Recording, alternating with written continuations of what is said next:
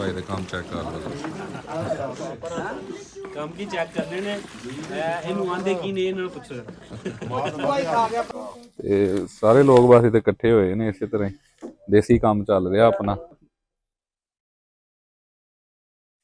ਇਹ ਵੇਖੋ ਭਾਜੀ ਤੁਹਾਡੇ ਸਾਹਮਣੇ ਗੁੜ ਬਣ ਚੁੱਕੇ ਆ ਨਾਲੋਂ ਨਾਲ।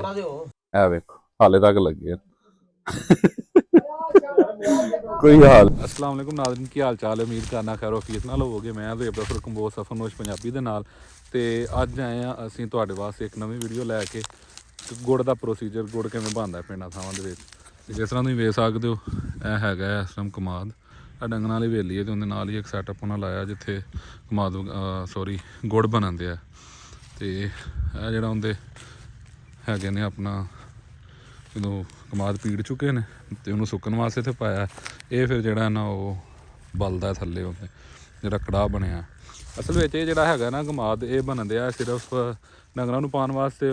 ਅੱਗੇ ਉਹਨਾਂ ਨਾਲ ਮੈਂ ਤੁਹਾਡੀ ਗੱਲਬਾਤ ਵੀ ਕਰਾਉਣਾ ਵਾ ਦਸਰ ਭਾਈ ਦੇ ਜ਼ਰੀਏ ਕਿ ਕਾਹਤੋਂ ਡੰਗਰਾਂ ਵਾਸਤੇ ਬਣਾਉਂਦੇ ਨੇ, ਕੀ ਸੂਰਤ ਹਾਲ ਹੈ। ਤੇ ਬਾਕੀ ਪਹੁੰਚੇ ਆ ਮੈਂ ਕਿਹਾ ਤੁਹਾਨੂੰ ਉਹਦਾ ਪ੍ਰੋਸੀਜਰ ਵਿਖਾਉਂਦੇ ਆ ਵੀ ਗੁੜ ਬਣਦਾ ਕਿਵੇਂ ਹੈ ਐਕਚੁਅਲੀ।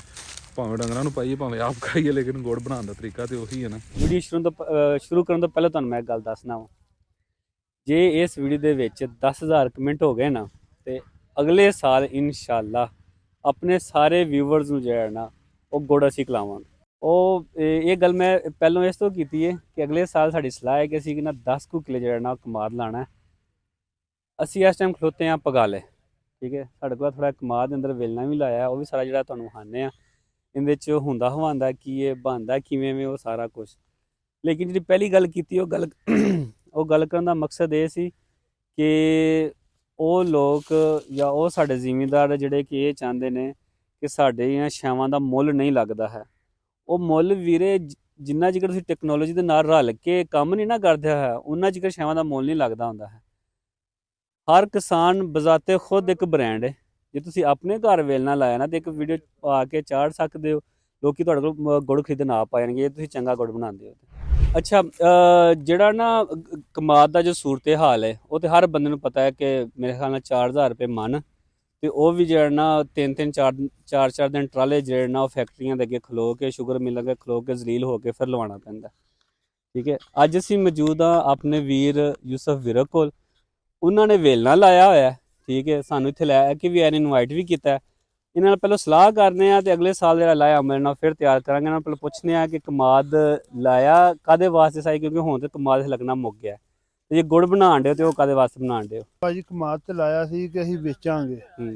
ਅੱਗੇ ਜਦੋਂ ਮਿੱਲ 'ਚ ਗਏ ਸ਼ੂਗਰ ਮਿੱਲ 'ਚ ਉੱਥੇ ਵੇਖਿਆ ਉੱਥੇ ਵੀ ਰੇਟ ਕੋਲ ਨਹੀਂ। ਜਗ੍ਹਾ ਮਾਰਕੀਟ 'ਚ ਗਏ ਗੁੜ ਵਾਸਤੇ ਉੱਥੇ ਵੀ ਰੇਟ ਕੋਲ ਨਹੀਂ ਹੈ। ਇਸ ਵਜ੍ਹਾ ਤੋਂ ਅਸੀਂ ਕੁਝ ਕਮਾਦ ਜਿਹੜਾ ਉਹ ਡੰਗਰਾਂ ਨੂੰ ਪਾਣ ਲਾਏ ਆ ਖੁਤਰ ਕੇ, ਕੁਝ ਅਸੀਂ ਜਿਹੜਾ ਉਹ ਆਪਣਾ ਵੇਲਣਾ ਲਾਇਆ ਉਹ ਅਸੀਂ ਗੰਨਾ ਜਿਹੜਾ ਨਾ ਪੀੜ ਕੇ ਤੇ ਆਪਣੀਆਂ ਮੱਝਾਂ ਵਾਸਤੇ ਗੁੜ ਬਣਾਉਣ ਲਾਇਆ ਕਿ ਜਿਹੜਾ ਬਾਹਰੋਂ ਜੋ ਲਿਆਉਣਾ ਮੈਂ ਉਹ ਅਸੀਂ ਆਪਣੀਆਂ ਮੱਝਾਂ ਨੂੰ ਆਪਣਾ ਗੁੜ ਬਣਾ ਕੇ ਤੇ ਆਪ ਹੀ ਤਿਆਰ ਕਰਕੇ ਚਾਰਨੇ ਆ ਇਹਨਾਂ ਨੂੰ। ਤੇ ਆਓ ਸਾਡੇ ਨਾਲ ਚੱਲੋ, ਅਸੀਂ ਜਿੱਥੇ ਵੇਲਣਾ ਲਾਇਆ ਹੈ ਜਿੱਥੇ ਬਣਾਉਣ ਲਾਏ ਆ ਗੁੜ ਉਹ ਤੁਹਾਨੂੰ ਅਸੀਂ ਆਪਣਾ ਸਿਸਟਮ ਸਾਰਾ ਵਿਖਾਉਂਦੇ ਆ। ਆਓ ਜੀ, ਨਾਲੇ ਇਹਨਾਂ ਕੋਲ ਗੁੜ ਵੀ ਲੈ ਕੇ ਜਾਂਦੇ ਆ। ਆ ਜਾਓ ਜੀ।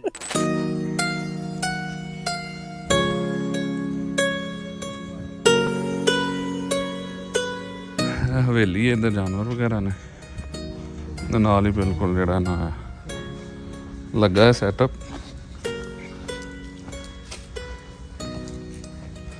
ਇੱਥੋਂ ਪੀੜ ਕੇ ਫਿਰ ਇੱਥੇ ਜਾਏਗਾ ਰੋ।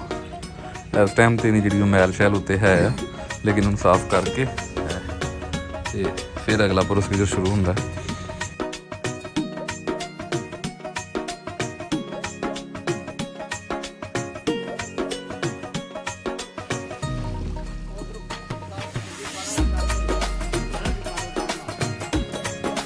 ਆ ਜਿਹੜਾ ਉਧਰ ਪਿਆ ਸੀ ਨਹੀਂ ਰੋ ਉਹ ਹੁਣ ਇਹਦੇ ਵਿੱਚ ਆਏਗੀ ਅੱਗੋਂ ਫਿਰ ਹੁਣ ਥੱਲੋਂ ਜਦੋਂ ਅੱਗ ਨਾਲ ਗਰਮਾਈ ਮਿਲੇਗੀ ਤੇ ਇਹ ਇੱਕ ਅਗਲਾ ਪ੍ਰੋਸੀਜਰ ਸ਼ੁਰੂ ਹੋ ਜਾਏਗਾ। ਇਹਦਾ ਐਕਚੁਅਲੀ ਜਿਹੜਾ ਹੈਗਾ ਨਾ ਉਹ ਪ੍ਰੋਸੀਜਰ ਇੱਥੋਂ ਸਟਾਰਟ ਹੁੰਦਾ ਪਹਿਲਾਂ, ਉਸ ਤੋਂ ਬਾਅਦ ਫਿਰ ਇਹ ਕਾੜੇ ਹੋਏ ਜਦੋਂ ਕੜੇਗਾ ਤੇ ਫਿਰ ਇਹਦਾ ਰੰਗ ਇਸ ਤਰ੍ਹਾਂ ਦਾ ਬਣ ਜਾਂਦਾ। ਉਹਨੂੰ ਤੇਜ਼ ਹਲਾਈ ਜਾਣਗੇ ਤੇ ਜਦੋਂ ਗਰਮ ਠੰਡਾ ਹੋਏਗਾ ਤੇ ਇਹਦਾ ਇੱਕ ਪ੍ਰੋਸੀਜਰ ਜਿਹੜਾ ਉਹ ਨਿਕਲ ਕੇ ਆ ਜਾਏਗਾ। भाई दे काम चेक कर लो। ਕੰਮ ਕੀ ਚੈੱਕ ਕਰਨੇ ਨੇ ਇਹਨੂੰ ਆਂਦੇ ਕੀ ਨੇ ਇਹਨਾਂ ਨੂੰ ਪੁੱਛੋ ਜਰਾ।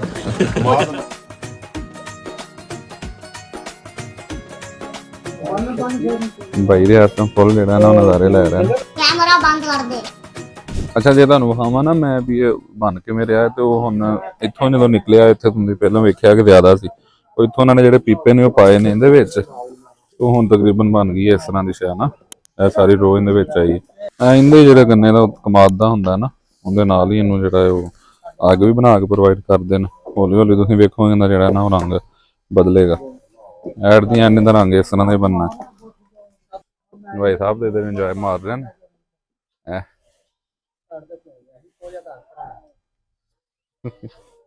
ਤੇ ਸਾਰੇ ਲੋਕ ਬਸ ਇੱਥੇ ਇਕੱਠੇ ਹੋਏ ਨੇ ਇਸੇ ਤਰ੍ਹਾਂ ਹੀ ਦੇਸੀ ਕੰਮ ਚੱਲ ਰਿਹਾ ਆਪਣਾ ਲੋ ਜੀ ਗੁੜ ਬੰਨਾ ਹੋ ਗਿਆ ਜੀ ਸ਼ੁਰੂ